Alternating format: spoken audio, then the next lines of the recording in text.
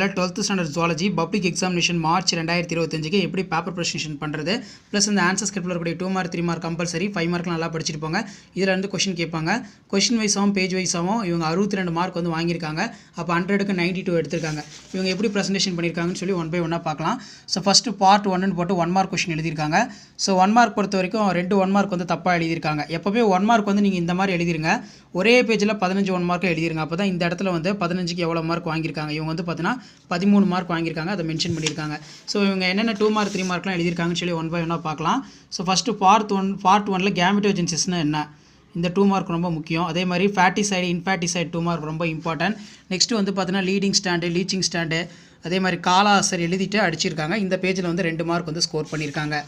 So இப்படி தான் public exam பேப்பரேஷன் கேம்பில் பேப்பரேஷன் ப்ராசஸ் எல்லாமே இருக்கும். சைமாலஜினா என்ன, zymology depend as a biological process practical uses wine oldest alcoholic beverages fermentable sugars. So etiology தப்பாக எழுதியிருக்காங்க, மார்க் வந்து கிவன் பண்ணல. ஸோ இந்த பேஜில் வந்து 3 மார்க் வாங்கியிருக்காங்க.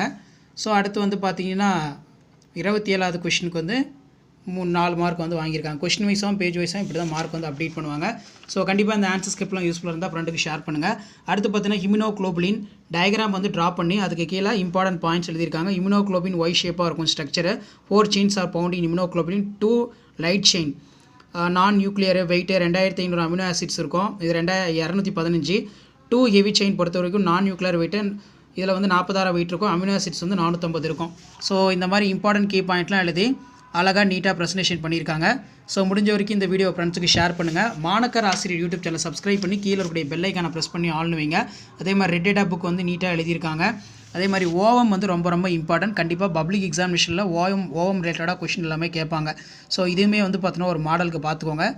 ஸோ ஓவமுக்கு ஒரு 5 பாயிண்ட் இருக்கணும். அப்படி எழுதுனா நீங்கள் வந்து 5 மார்க் வந்து ஃபுல்லாக அந்த இடத்துல கொடுத்துருவாங்க. ஸோ இப்படி தான் பப்ளிக் எக்ஸாம் பேப்பரேஷன் கேம்ப் எல்லாமே இந்த மாதிரி தான் வேல்யூஷன் பண்ணுவாங்க. கண்டிப்பாக வீடியோ யூஸ்ஃபுல்லாக இருந்தால் வீடியோவுக்கு ஒரு லைக் கொடுங்க.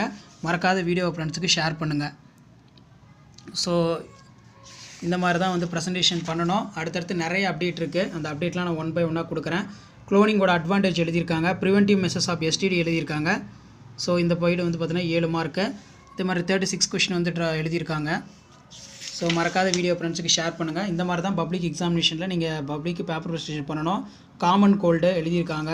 ஸோ அதே மாதிரி வந்து பார்த்தீங்கன்னா இண்டஸ்ட்ரியல் ஆல்கஹால் வந்து எப்படி ப்ரிப்பேர் பண்ணுறாங்க, இதுதான் கரெக்டான answer. C6H12O6 east fermentation 2C2H5 வரும், 2CO2 எத்தனால்.